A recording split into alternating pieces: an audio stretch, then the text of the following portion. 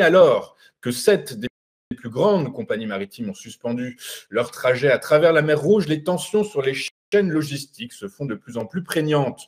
Et c'est le secteur automobile européen qui est le premier à impacter, puisque le déroutage des navires par la pointe de l'Afrique entraîne des retards de livraison, ce qui implique en bout de chaîne des interruptions momentanées de l'activité pour les sites industriels. Chez Volvo, faute de boîte de vitesse, les retards de livraison s'accumulent. De son côté, Tesla a annoncé que la production dans son usine européenne serait suspendue entre le 29 janvier et le 11 février.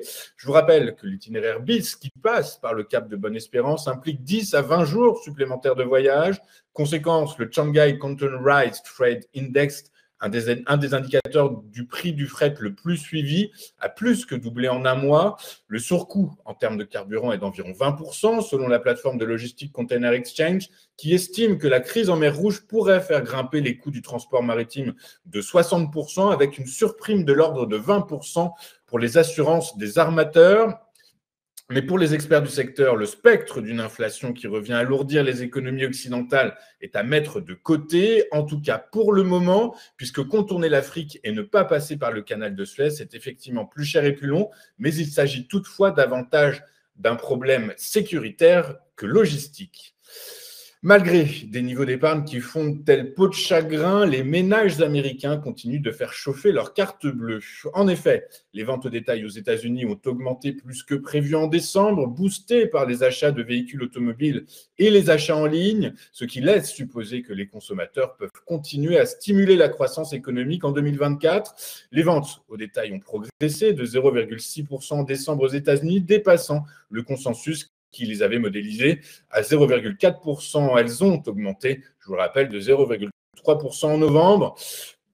Les dépenses de consommation, qui représentent environ les 2/3 de l'économie américaine, devraient donc continuer à stimuler la croissance cette année. L'expansion devrait toutefois ralentir pour atteindre un taux de 1% en 2024, à mesure que le marché du travail se modérera et que les effets de la hausse des taux se feront ressentir.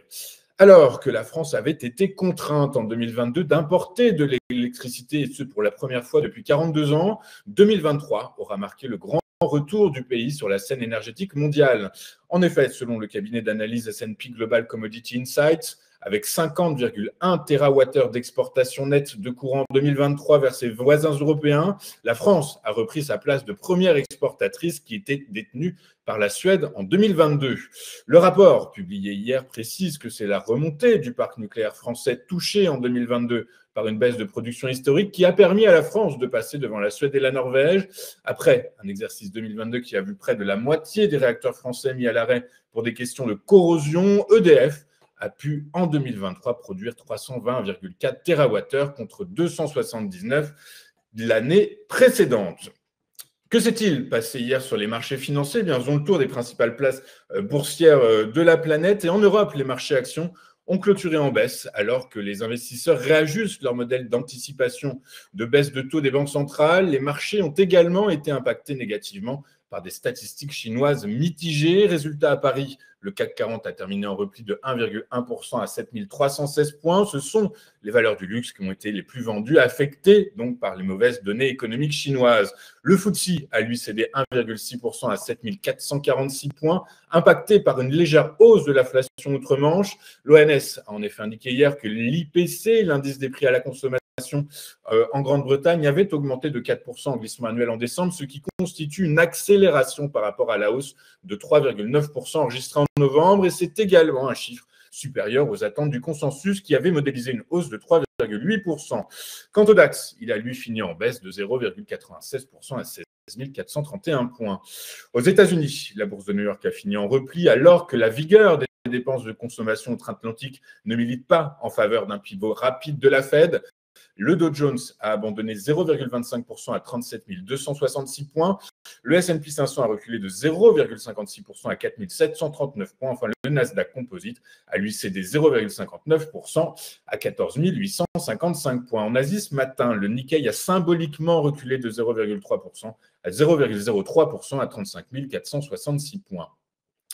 En France, le SBF 120 a reculé de 1,11% malgré la performance d'Atos, dont le titre a gagné près de 5% à 4,16 €. À l'inverse, CGG a lâché près de 10% à 45 centimes d'euros. Sur le Forex, les ventes au détail aux États-Unis pour le mois de décembre laissent suggérer que les consommateurs pourront continuer à booster la croissance économique en 2024, ce qui est favorable au dollar. L'euro a circulé de 0,25% à 1,0847 $. Le marché des rendements obligataires, eh bien, sur ce marché, les taux sont en hausse. Une hausse nourrie par des arbitrages au sein des portefeuilles plutôt que par les perspectives d'inflation dans le monde. Le rendement du Bund à 2 ans a atteint hier son plus haut niveau en un mois à 2,702% à la faveur d'une hausse de 11,1 points de base. Le rendement du Bund à 10 ans a lui pris un tout petit peu plus de 7 points de base à 2,286%.